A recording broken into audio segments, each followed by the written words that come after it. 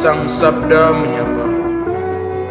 Renungan Harian Rabu 8 Maret 2023 disusun dan dibawakan oleh Frater Roy Wujon.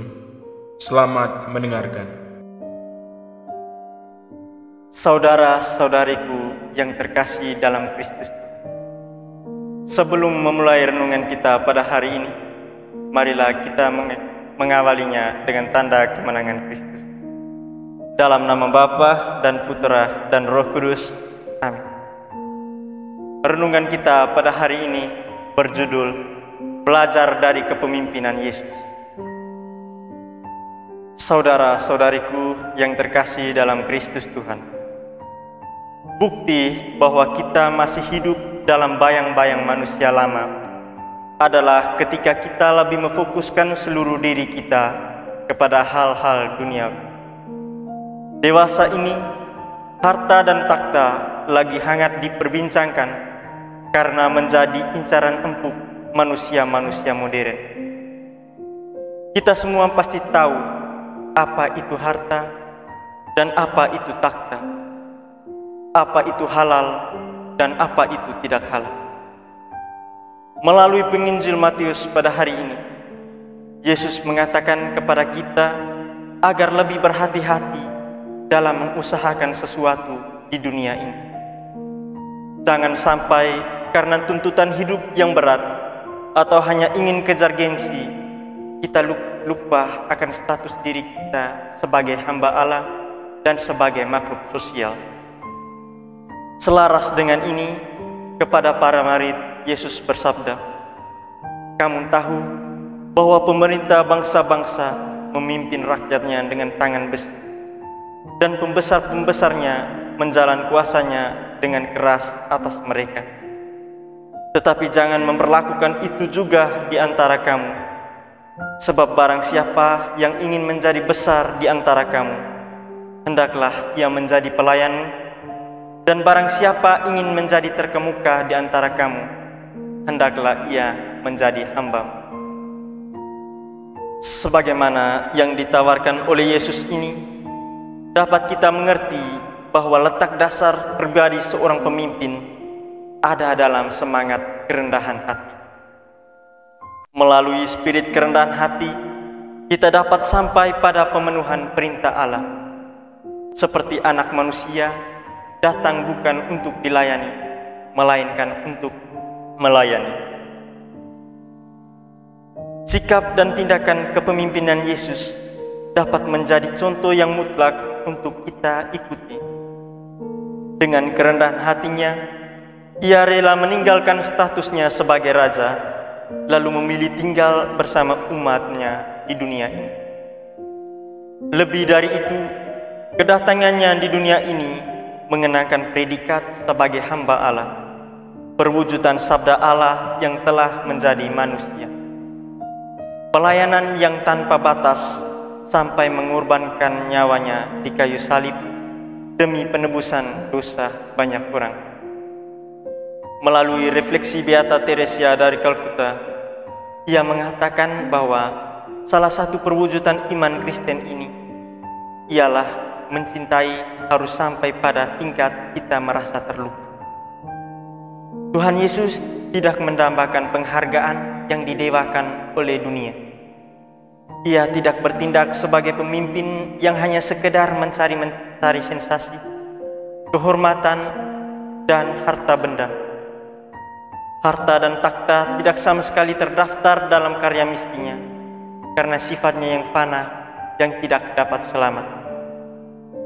Harta Yesus yang adalah pelayanan. Melalui semangat kerendahan hati, ia berani menyalurkan rahmat kasih Allah itu kepada setiap orang. Ia menghendaki agar kita tetap setia dalam usaha-usaha yang sifatnya halal, agar dapat membawa kita kepada kehidupan yang kekal. Kita patut bersyukur karena kita punya pemimpin yang hebat. Ia pandai berbicara, tapi juga pandai merealisasikan cintanya. Sebagai umat Katolik, kita mengimani Yesus sebagai Mesias, Anak Allah yang dijanjikan. Yesus tampil sebagai tokoh panutan, sebagai pemimpin kita untuk setia menjadi pelayan, pengasih, dan rela berkorban bagi sesama. Sejatinya, perwujudan Yesus ini Ia lakukan untuk menunjukkan kesetiaannya kepada Allah dan kepada umatnya. Hendaknya kita yang menamai diri sebagai pengikut Kristus pun mengikuti teladannya ini. Saudara-saudariku yang terkasih dalam Kristus, kita semua adalah seorang pemimpin yang berhak penuh atas diri kita. Lebih lagi, kita diberikan kepercayaan untuk memimpin sebuah kelompok, sebuah lembaga, atau instansi kelompok. Dalam kesibukan itu, kita perlu beristirahat sesaat, meneduh dan berefleksi sejenak, kemudian bercermin pada sosok sejati pemimpin kita, Yesus Kristus. Perlu kita sadari bahwa setiap tugas dan tanggung jawab yang diberikan itu lahirnya dari sebuah kepercayaan banyak orang. Kita tidak dapat menutup mata terhadap orang lain karena mereka berkekurangan, miskin, kaum terpinggirkan, kaum yang berduka, korban kekerasan, dan yang berputus asa. Seolah-olah kita tidak tahu kesusahan mereka.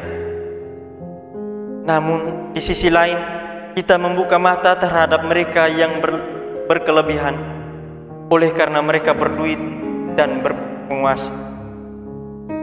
Karena kepentingan pribadi atau golongan tertentu, kita terjerumus ke dalam bayang-bayang manusia lama yang tidak tahu akan status diri kita sebagai hamba Allah.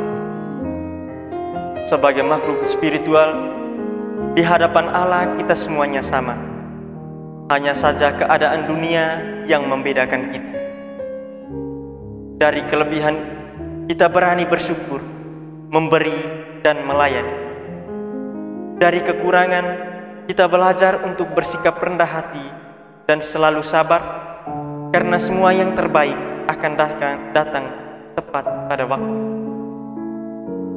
Menjadi pemimpin, kita harus berani tampil di garda terdepan, memberi teladan dan panutan yang dapat diterima dan dipercaya oleh banyak orang. Selalu mengedepankan moral manusia atas dasar cinta kasih, menumbuhkan semangat pelayanan dalam lingkungan kerja dan dalam keluarga. Kita tidak jemu-jemunya mewartakan kabar kebaikan Allah itu melalui profesi dan bidang yang kita geluti.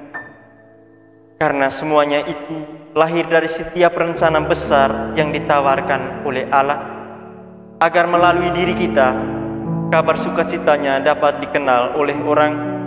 Lebih dari itu, untuk menghantar kita kepada kehidupan yang kekal. Amin. Kemuliaan kepada Bapa dan Putera dan Roh Kudus, seperti pada permulaan, sekarang, selalu, dan sepanjang segala abad. Amin. Dalam nama Bapa dan Putera dan Roh Kudus.